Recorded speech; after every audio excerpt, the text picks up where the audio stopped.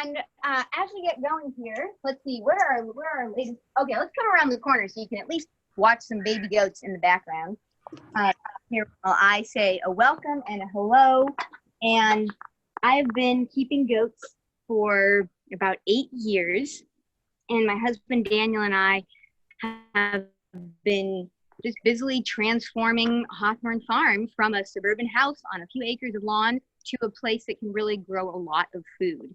And that's been so much fun for us. It's like living in the middle of a giant edible crossword puzzle Sudoku.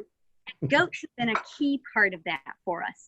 We can use these goats to transform blackberry brambles and all kinds of shrubs and grass clippings into delicious milk and goat cheese. And this has been such a treat. So they're wonderful critters on the homestead, and I'm so glad to be here on this land. And greetings to all the Hawthorn friends joining us today.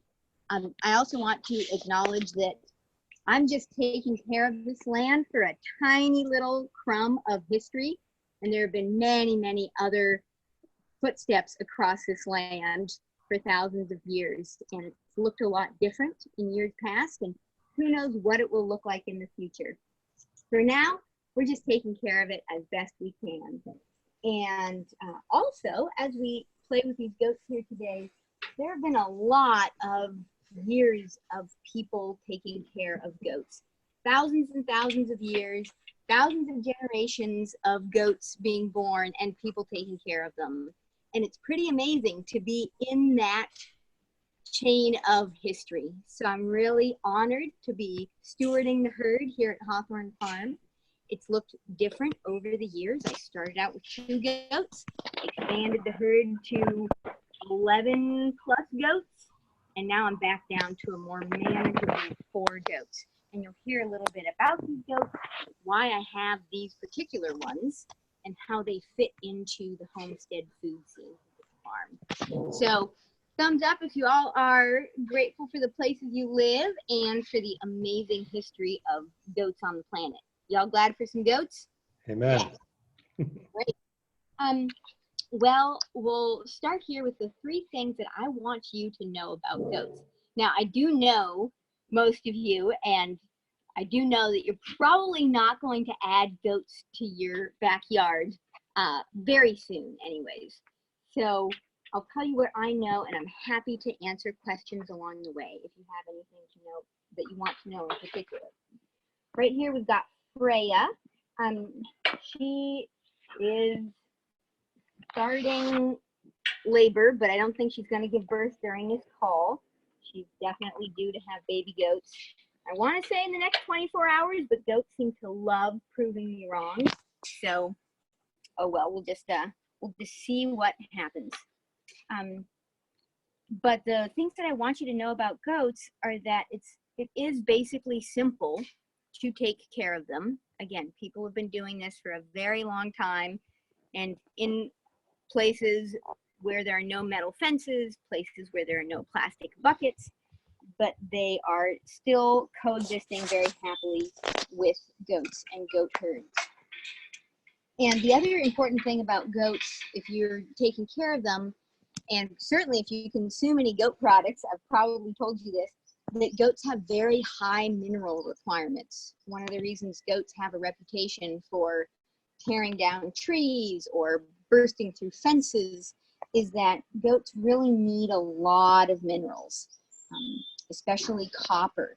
And so when I started supplementing my goats with the appropriate minerals, I just have them available, free choice, then my goats got a lot calmer, they produced way more milk, what they produced was a much higher quality, they stopped wanting to burst out of their pens.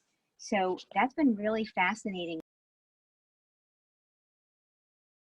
The soil by supplementing the goats with minerals, it feels like it boosts the overall health of the farm. It's been really great. And then let's see, I think we can go on to a brief tour of the goat pen here so you can see a little bit about how they interact with the farm scene in general. Baby goatie. So the place where we are now is the winter goat home.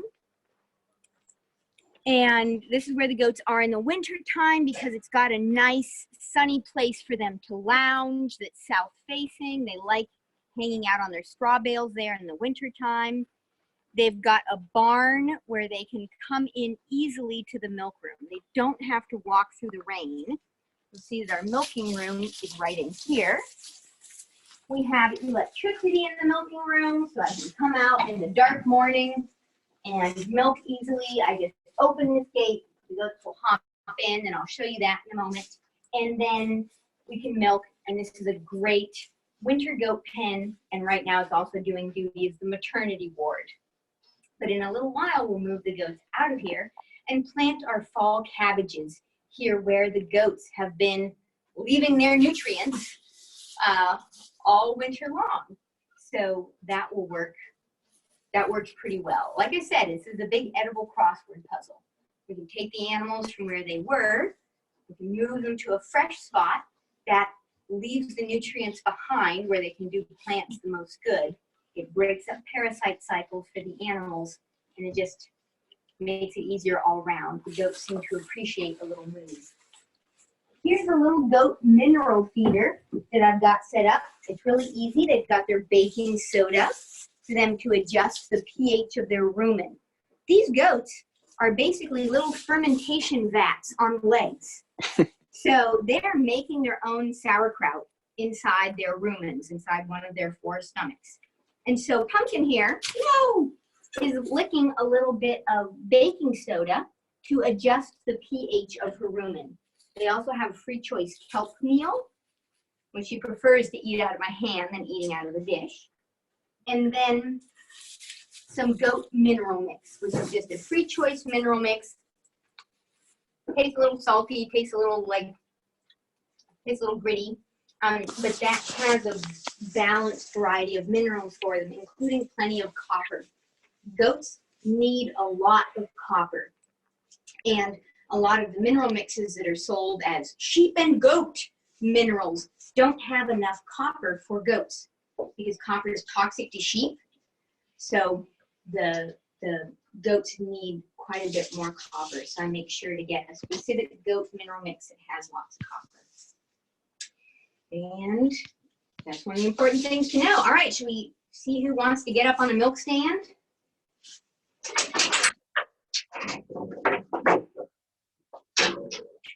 I'll come through here. And with goats, maybe not just with goats, bribery is everything.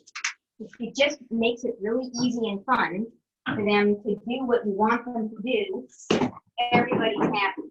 So you see Pumpkin is getting ready. She hears the siren song of the sunflower seed. And I just put a little in there. Put a little in there. Now we're ready. And she is a nursing mom, and she is famished. Freya! Come on, Goody Goody. Come on, Goody Goody. Wow. She must really be getting closer. She's not interested in sunflower seeds. Whoa, hard to get that belly over the threshold. Come on, Cody. You don't have to.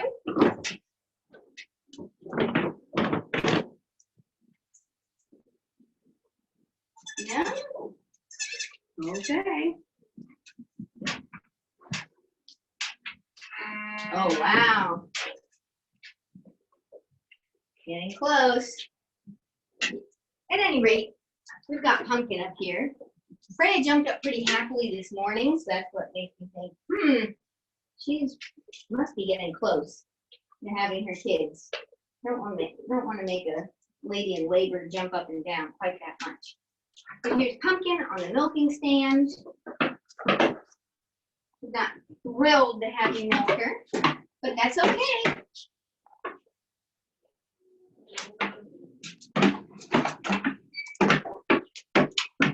This is part of the goat anger management program that I've been in for years, where I realized I just have to be patient and not take it personally. And you see with all these stamping feet, if you're getting started with dairy goats, it's very nice to learn the technique of milking before you actually have to deal with a stamping grumpy goat. So I'm not going to take much milk from her because she does need it for her kids. At her peak, she'll give about a half gallon a day. I turn around here and I pour whatever milk. Usually it's much more, of course. I get about a half gallon a day from Figgy Pudding. Run it through a filter, put it in my jar. I've got my nice clean goat milk ready to take in, make yogurt, make goat cheese, just pour into my hot cocoa. It's fantastic. And Nigerian dwarf goats have very, very creamy milk. For a given quantity of Nigerian dwarf milk, I'll get maybe twice as much cheese as I get from another breed of goat or from cow milk. So even though they're kind of small and people laugh at how tiny they are and they don't really give very much milk, it's very high quality milk, and I can feed these animals quite well on what we grow here at the farm. April through October, they're pretty much eating grass clippings and cut brambles and things like that. So I think they're worth it. Now we just drive them in the opposite direction to get them back out. A handful of sunflower seeds, and they should know where to go. Come on, goaty goaties. Come on, goaty goaties.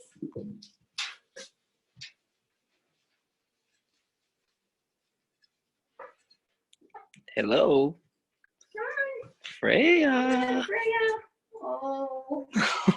Wow. She's slow moving. She's pretty slow. Do you think we'll have another 3 a.m. birth tonight? Maybe. I just moved my sleeping bag out of the barn, thinking, okay, I'm definitely not going to have to sleep in the barn again. But, oh, you don't want to jump down? Oh, sweet lady. Well, we'll take her around the other way. Actually, Clara, do you want to take her in through the other door? And we'll go check out Figgy and Blooper. Come on, lady.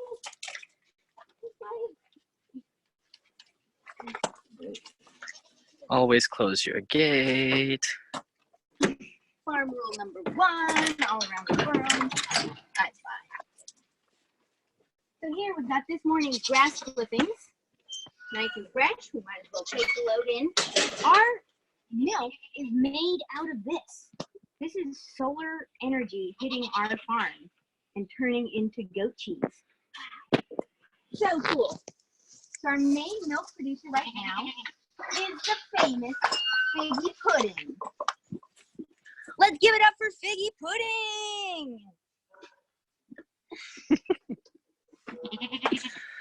Figgy Pudding is a purebred La Mancha goat.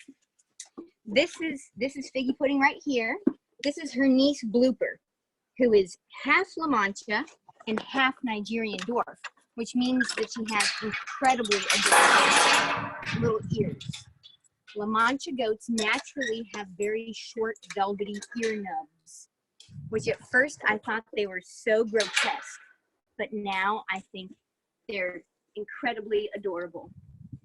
So the La Manchas are good milk producers. Figgy is a very well-bred, excellent milk goat, but she's kind of small for La Mancha, so she's a better fit for a home dairy herd here. She's a little bit quirky, shall we say, as you can see.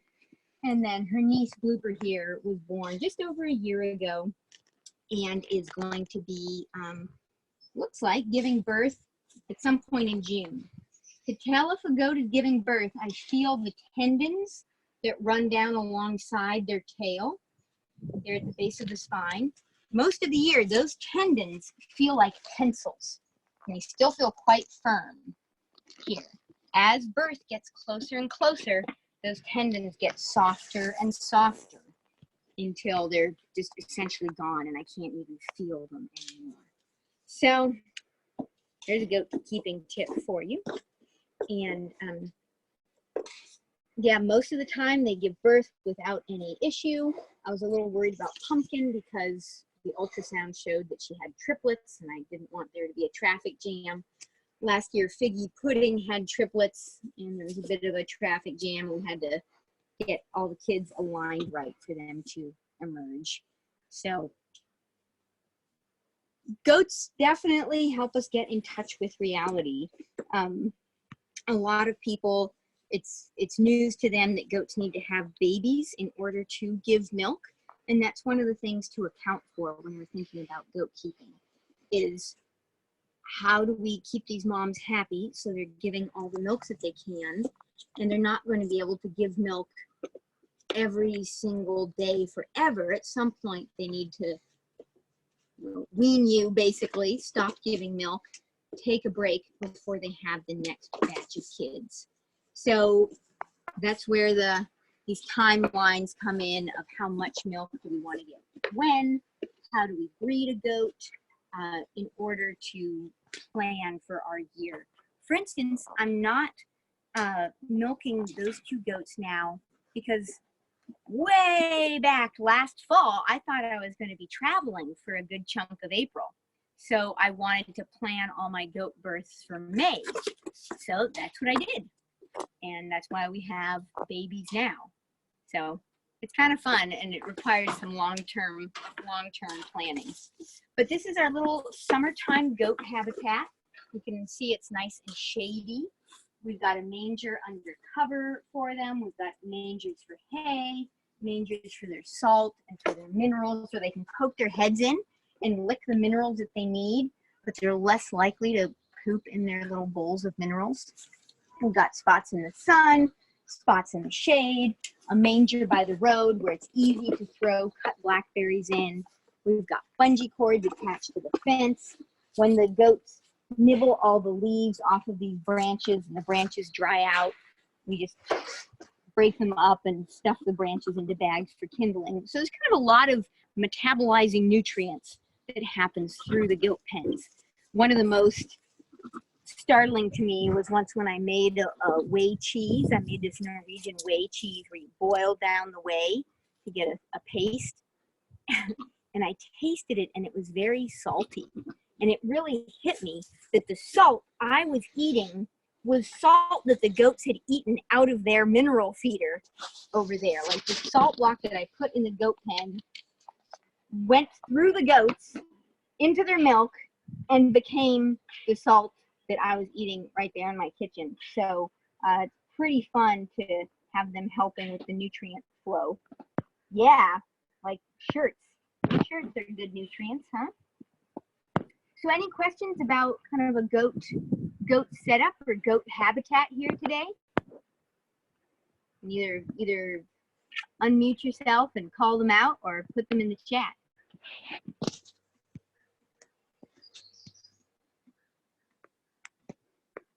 Anybody? Alexia, what inspired you to get goats in the first place? What sort of encouraged you to do that? Great question. I will give you the honest answer. I have been, or prior to getting goats, I'd been doing a lot of animal processing. I'd been, butchering hundreds of chickens and filling our freezer with them. And I said, wow, I am really involved by this incredible process of death, of giving death. And it's mysterious and it's beautiful and it's impactful. And what is the other end of that mystery like? What is birth like? And how am I going to figure that out? And dairy animals were an easy choice. I was like, it's a lot easier than giving birth myself. I'm just going to outsource this to some goats and be involved kind of in the beginnings of life and in birth. And a way to do that is dairy goats, because they need to have babies regularly in order to keep the milk flowing. So that's part of what inspired me, or the kind of philosophical underpinnings of it. And then when I was at the Evergreen State Fair, I did this double take with this gorgeous goat named Clara in a pen. And she was just, I never thought I would have a tiny goat, but for some reason she caught my eye. I fell in love with her, and I bought her and a companion of hers for another goat from the same farm, because you really need more than one goat they don't do well together. They want to be with a friend.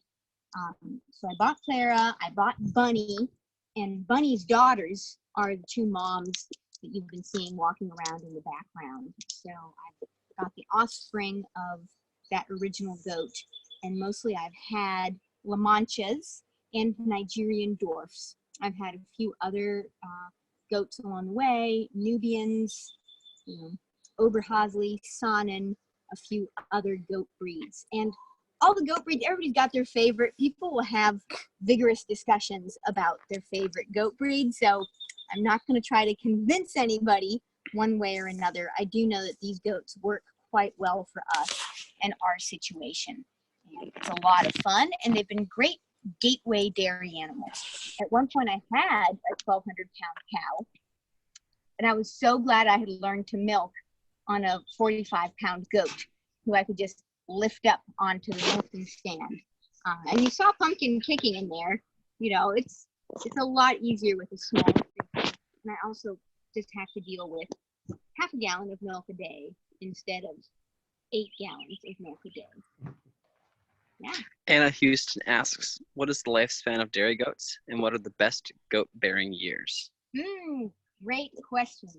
So goats usually a useful working life of 12 years. Probably, I'm anticipating retiring them around that age. Most of my three key dairy goats were all born in 2015. So at some point I'll say, all right, it's time to breed a replacement for them. But it's a big investment to raise a young goat. So I'm not in a hurry to raise a replacement for the herd. I'd rather stick with these tried and true ones. I know what to expect. We've grown up together, and eventually I'll figure out a replacement for them. But for now, we just sell all our babies. And usually, like full lifespan, I would say around 15 years for a dairy goat. Yeah. Which I remind people when they're buying cute baby goats, I say, great, you've got a certain window of the baby cuteness here, and then you have another 15 years of taking care of this animal. Yeah. And what about the goat-bearing years? Goat-bearing years, I think, usually if they're kidding every year, just kind of based on the condition of the goat, up until they're about 11 or 12, they will produce more and more milk typically every year as they get older. Yeah. Great. Any other goat questions? Anna Houston says, Figgy seems much easier to milk than Pumpkin. Is that temperature or training? Yes, the different goat personalities. I think it's temperament. A little bit of both. Temperament or training is actually what she meant to say. Here, maybe we can head off into the shade. We might as well sit by baby goats and answer this. Bye-bye, goaties. Nope, you're not coming out this time. Mm-hmm. She is so excited about getting out into the pasture. She wants to come out and get milk.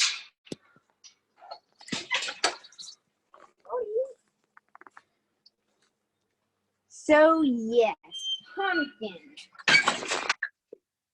Pumpkin and her sister Freya were born in this barn over here in 2015. And there's a whole other story with it, but I basically have bottle fed them both since day one, and I'm just very attached to them. And for whatever reason, they hate being milked by anybody else. And they'll stamp and fuss and just make a terrible ruckus. So I don't know. I think it's a little bit of both. Figgy Pudding is a very well-bred dairy goat. She's from a milking line where anybody who was temperamental on the milking stand didn't get bred, got sent off the farm. So I think some of that is just how that line has developed, and Pumpkin is notoriously feisty. So yeah, I don't know why. If I knew a simpler way to make her easy to milk, I would do it. Other questions? Yeah, New Revolution Medicine asks, you make this look like fun. I know it's a lot of work too. In a day's work, how time intensive is it to have baby goats and then later with milking goats? How long do the baby Nigerians nurse for? Excellent question. So baby goats, and I should have head that way. Baby goats drink milk for about 2 months. So if we are feeding the baby with milk from their moms, we are talking about 2 months of all that milk going to the babies.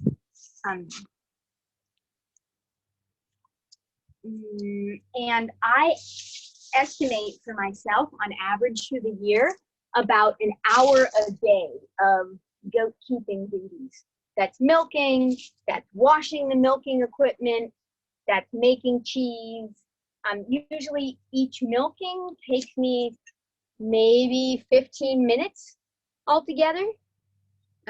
So that's a pretty reasonable time frame. It's about 15 minutes per milking, give or take, or on average throughout the year. And it is every 12 hours. I mean, when I say that I've been milking Figgy for 18 months, I've been milking Figgy since last March.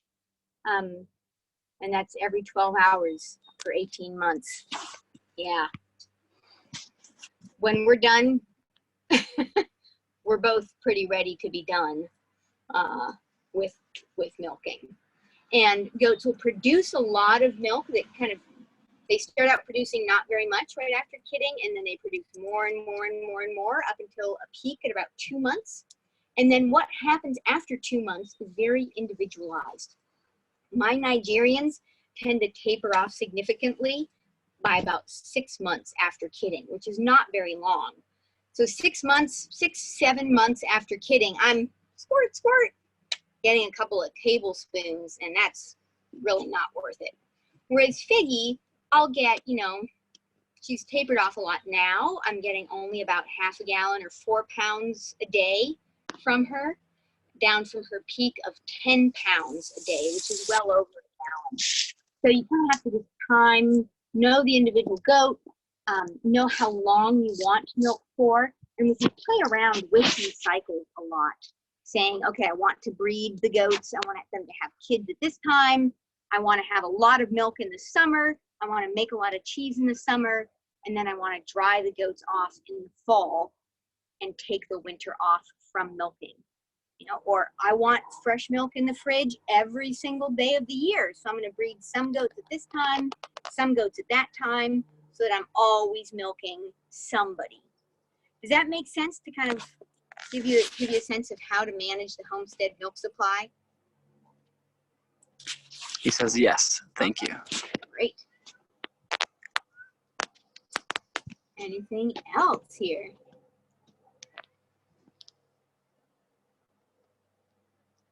All right.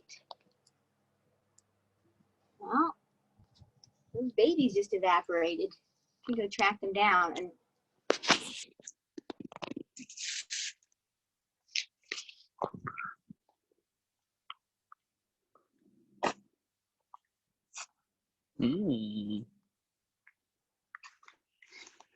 wow. Freya might actually be going I found him. What are you up to, goaties? Escaping the sunshine. So these babies are just a week old, and it's getting time to disbud them and also start them drinking from a bottle. That's the other thing about dairy goats, is you get to manage these kids, and there are some tough decisions to make. I hate doing terrible things to innocent creatures, but to be registered, the goats need to have their ears tattooed, and in order to be shown, they need to have their little horn buds burned off. So where that little cowlick of hair is on their foreheads, that's where they're growing horns. And you could just let the horns grow, but then they couldn't be shown. And having dairy goats with horns is a little bit more of a liability. Horns are sharp. The goats wouldn't necessarily mean to hurt anybody with horns, but it's certainly a possibility. I've had some near misses with sharp horns whizzing past my face when I had horned goats. So for their future safety, we do disbud them, take off their little horn buds, and the females who we register, we tattoo their ears. So it's a tough process, but does need to be done, and it's part of the domestication racket, if you will, part of the domestication relationship.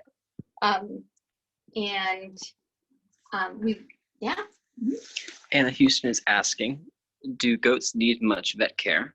Are they prone to illnesses or infections? And they seem to be more robust than horses. Yes, so goats tend to be quite vigorous. Again, if you keep them right and supplement them with minerals and plenty of good fresh food and clean water and low stress environment, that's good for everybody of any species. So I've found them to be quite hardy and very robust. I mean, same thing with my horses when I give them the right living conditions. So they've been pretty easy. I pretty much have the vet out once a year to do their wellness checks and take blood samples, and to make sure that the goats don't have any of the 3 main transmissible diseases. If you're out shopping for goats, you want to make sure that you're buying a healthy goat from a clean herd, as it's often called, because there's several diseases that are very transmissible and very severe for goats. There's only, it's less than 10%, maybe only like 2% in the area for many of those diseases, according to my vet, but it's worth making sure you have a healthy herd. Basic good care, their minerals, fresh food, and they're fine. And Freya is getting quite close giving birth, but I don't want to keep you on the call for forever because we just don't know what she's going to do. But you see how she's sitting, she's chewing her cud, she's breathing heavily. It's a little swollen under the tail. She's definitely thinking about it. Fresh goats on the way.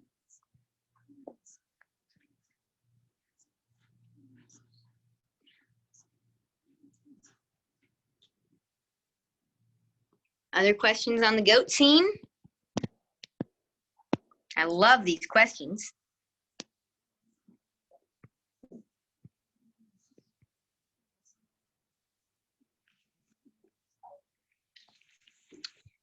Oh, I was going to tell you a little bit about my kid rearing strategy. These kids are a little shy because they haven't had the intense socialization they usually get. But due to COVID, we're just minimizing goat handling on the farm. But in another few days, or after Freya gives birth, I'll take Pumpkin into the neighboring pen, and Pumpkin will just hang out in there, where she can see the babies, she can smell them, she can touch noses through the fence, but she can't feed them. And I will take over the goat feeding duties, or more precisely, maybe I can talk somebody else on the farm into taking over the goat feeding duties. Yep, David's volunteering here. And we feed the goats with a bottle, make sure that they're used to the bottle, and then I set up a little self-feeding station. I just have a bucket with nozzles coming out of it, and I fill that bucket full of yogurt, and the kids just have to slurp yogurt out of that. Why yogurt? Because yogurt is not going to spoil as readily as milk in the barn. I can leave a bucket of yogurt in a shady spot in the barn, and it will stay good and edible for the whole time that the goats are drinking it.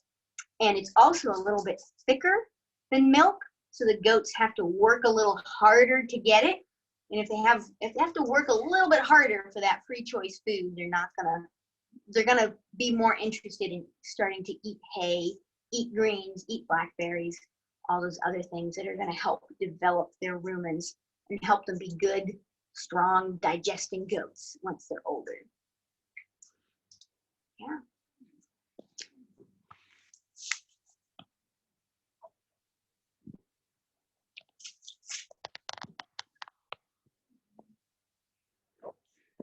Pumpkin gave birth to 2 females and 1 male. Typically, the females are, kind of the ones I can sell for more, the ones who can grow up and be dairy goats. But I find a lot of people interested in buying the male goats as pets, to my surprise. I'm like, well, I'd rather have a pet that gives me goat milk too, but the males do make great pets.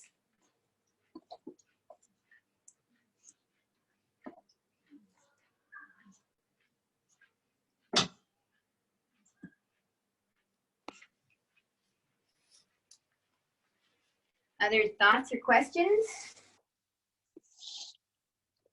Anna asks, which one is the male? Oh, the male is the little spotted one standing over there.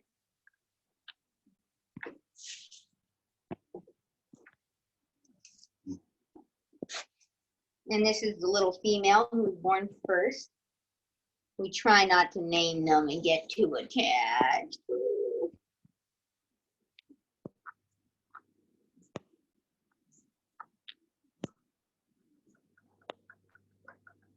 Yeah, and we just have to see who Freya gives birth to. It's quite a surprise every time. It's sometimes a little frustrating for me because I'm like, gosh, I can't make her do anything. This is it's just a process that needs to unfold. And then we'll just see who emerges. But I guess that's also part of the fun. Yeah. Anna Houston says, for the record, questions are coming from 3 of us, probably presumably her daughters as well. Mm-hmm. Is there a runt? Oh. In this batch, there's not quite a runt. Sometimes we do get them, and sometimes we do get kids that are rejected. Pumpkin actually started rejecting one of these, but then changed her mind. So we have had runts, especially when I've had a doe who gives birth to 4, and she'll give birth to two very vigorous ones and 2 really runty ones. I've had goats that weigh 2 pounds or less at birth, which is pretty small. And actually, these were all quite scrawny at birth. I made sure that Pumpkin was pretty lean through her pregnancy so that she could easily give birth to 3 kids. If the kids get too big, there can be more risk of a traffic jam. So that's why Pumpkin's looking a little worse for wear now. But I think it probably served her well in the long run. And now I'm feeding her up and making sure she has enough calories to produce kind of milk. Yeah. But no runs so far. We have yet to see who emerges from Freya.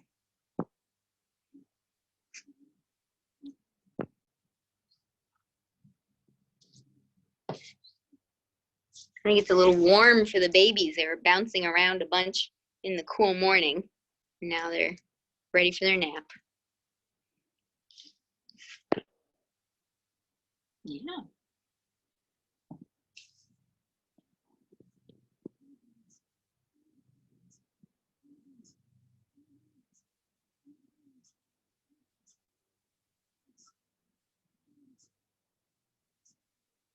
Freya's soon.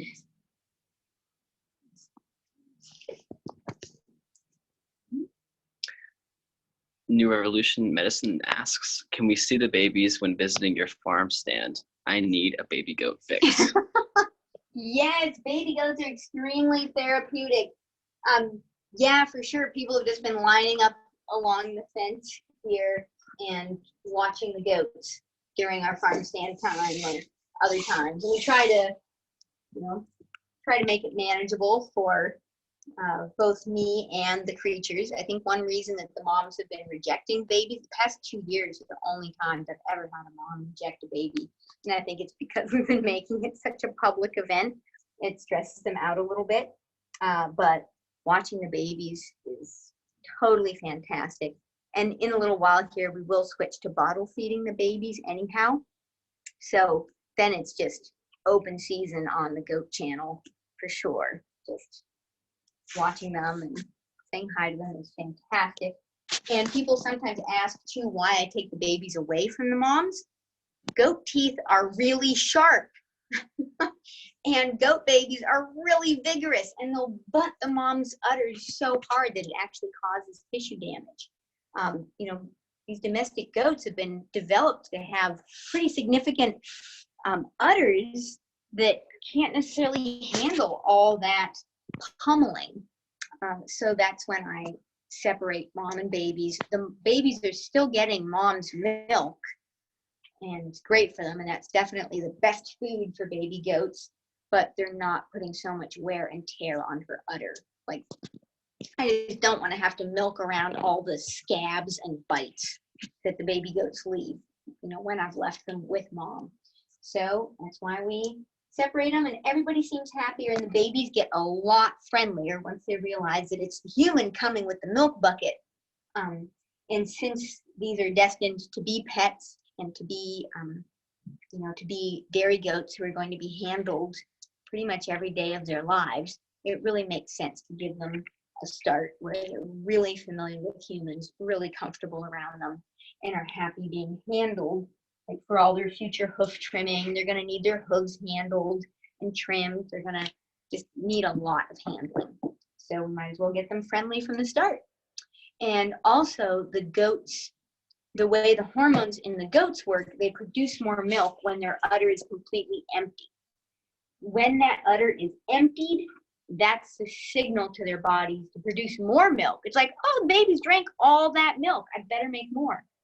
So if we want to keep milking a goat for months and months and months, beyond what she would naturally be feeding her babies, we need to make the hormones work in our favor by really emptying her udder of milk, for me here, twice a day, so that she keeps getting the signal that she needs to make more milk. And of course, we're supporting her nutritionally to do that, but it does mean that we're managing her milk flow, not just letting the kids do all that. Yeah. Other thoughts? Like how much milk we get, or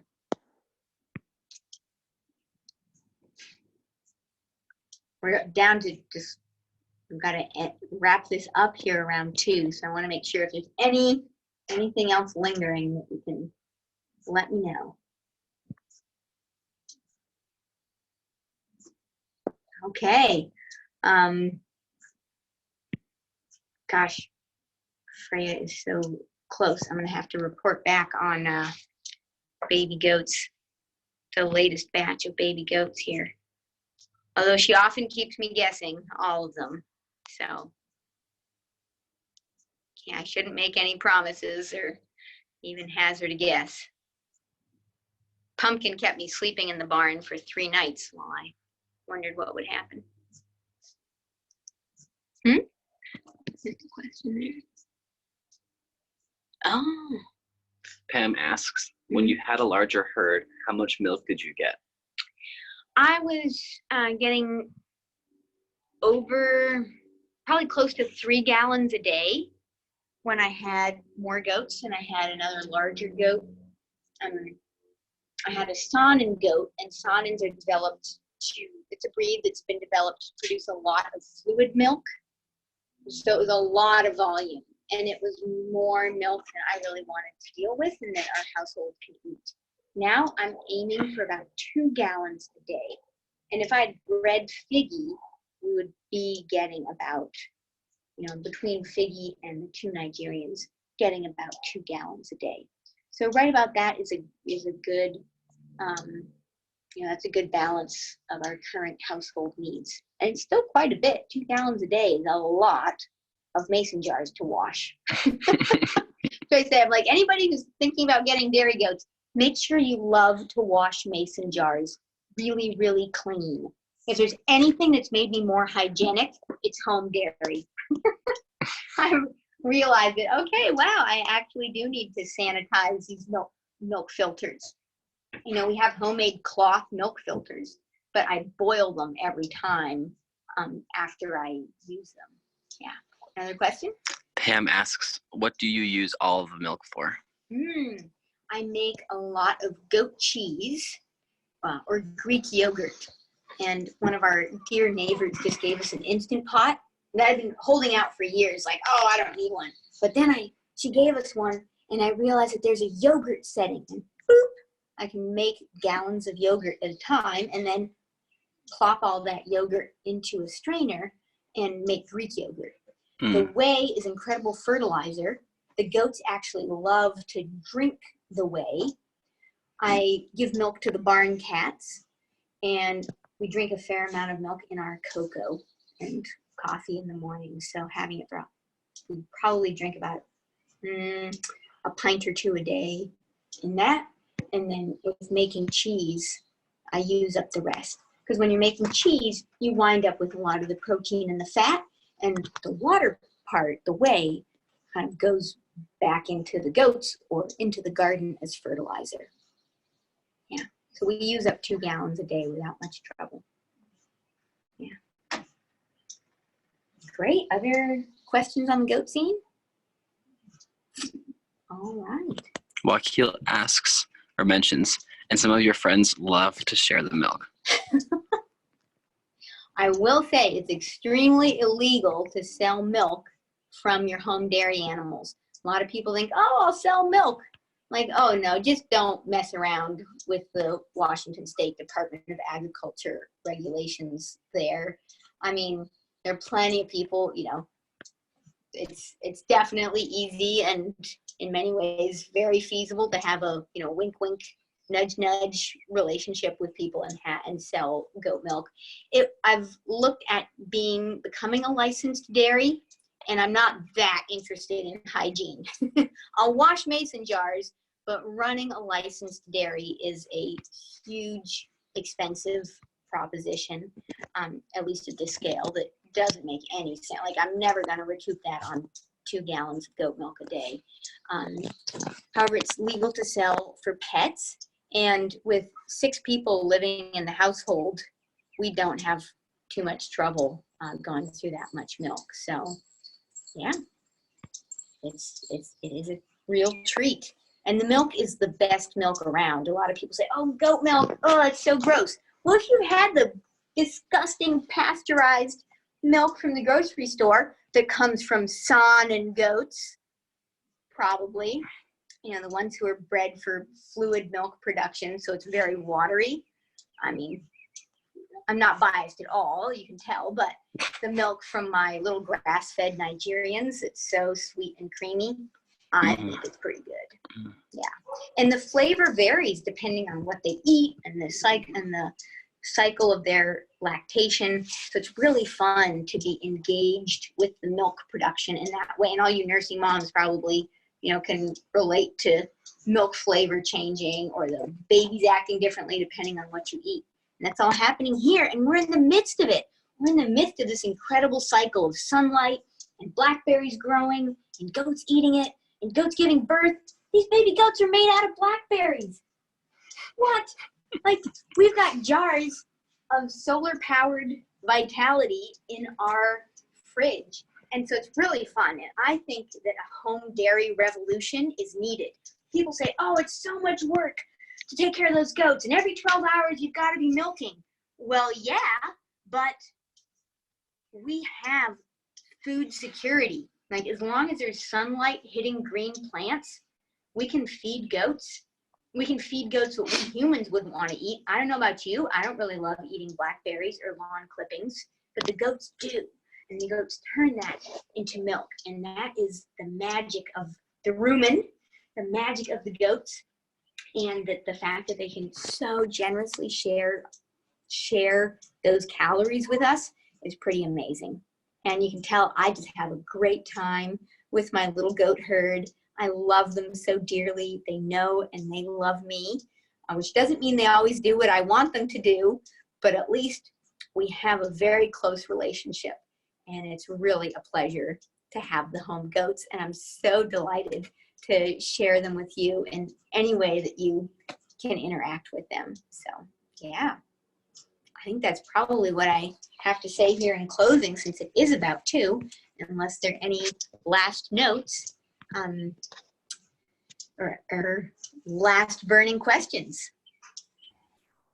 Thank you. That was awesome. Yeah. I would love to hear a highlight from anybody or anything that you learned as a result of this class today. Anything you observed and enjoyed. And maybe Wakil will start with you, and then you can pass it along to somebody else. Oh, I think I love pretty much all of it. I learned so much. Thank you. You have a wonderful teaching style, and just love being there. I feel like it's so important to me to be a part of your farm, and so I'm so glad to be there. So. Yay! Great. Who's next? Anna Houston, how about your clan? Any highlights for you? I loved all the mothering and parenting